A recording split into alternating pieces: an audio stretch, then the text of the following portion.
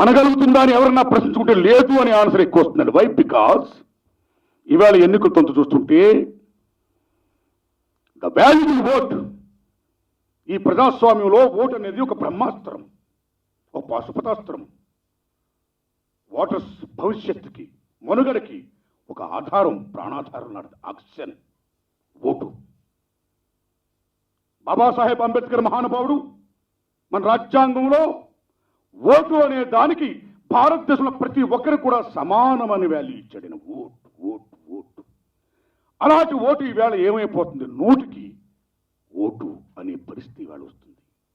మనం వింటున్నాం, ఎలక్షన్లు చూస్తున్నాం, అనేక పత్రికలు కానీ మీ ఎలక్ట్రానిక్ మీడియా వారు కవర్ చేసిన దాంట్లో కానీ ఎలాగ ఈవేళ ఓటుకి నోటు అమ్ముకుంటున్నారో అది చూస్తుంటే ఏడుపు వస్తుంది.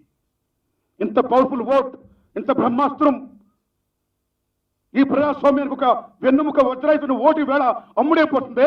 ఈ ప్రజాస్వామ్యం సంతలో సరికైపోతుంది, మార్కెట్లో ప్రజాస్వామ్యం అయిపోతుంది. Then where is democratic setup in our India అని ప్రశ్నించుకుంటే నిజంగా ఒక కళాకారుడుగా కానీ, ఒక పత్రికే మిత్రులారా మీరు కానీ మనందరం కూడా బాధపడాల్సిన అవసరం వేళ. ఎందుకంటే ఒక అధికార పక్షం ఉంటుంది, ఒక ప్రతిపక్షం ఉంటుంది. కానీ మనం మన కళాకారులవి, మన జర్నలిస్టులవి, మన పత్రికా మిత్రులవి, మనం ప్రజల పక్షం.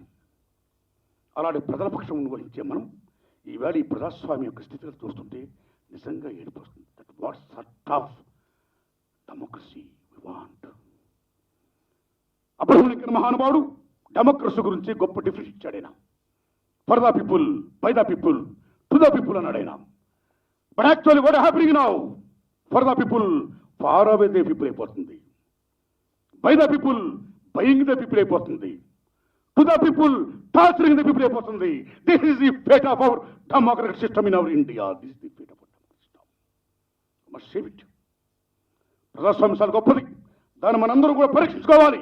ఈ హత్య రాజకీయాల నుంచి, ఈ ఓట్ బ్యాంక్ పాలిటిక్స్ నుంచి, ఈ వారసత్వ రాజకీయాల నుంచి, ఈ కుటుంబ పాలన నుంచి, ఈ ఫిరాయింపుదారుల నుంచి మనం ప్రజాస్వామ్యాన్ని రక్షించుకున్నాడే, ప్రజాస్వామ్య సంతలో సరుకు కాకుండా మనగలిగినాడే, ఈ భారతదేశంలో ప్రజాస్వామ్యం మనగలుగుతుంది, అలా ఉండాలి అని ఒక కళాకారుడుగా నేను చేసిన ప్రయత్నమే ఈ మార్కెట్లో ప్రజాస్వామ్యం.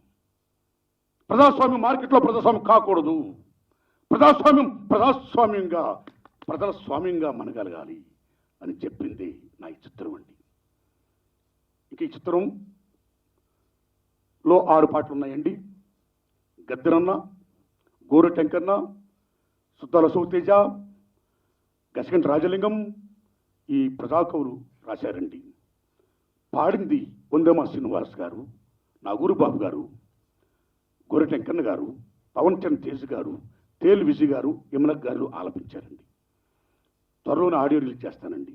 మేలోని సినిమా రిలీజ్ ప్లాన్ చేస్తున్నాను సార్. ఇది ప్రోగ్రెస్ అండి. సో ఈ లిస్ట్ అంతా కూడా నేను మన రామారావుకి ఇస్తానండి.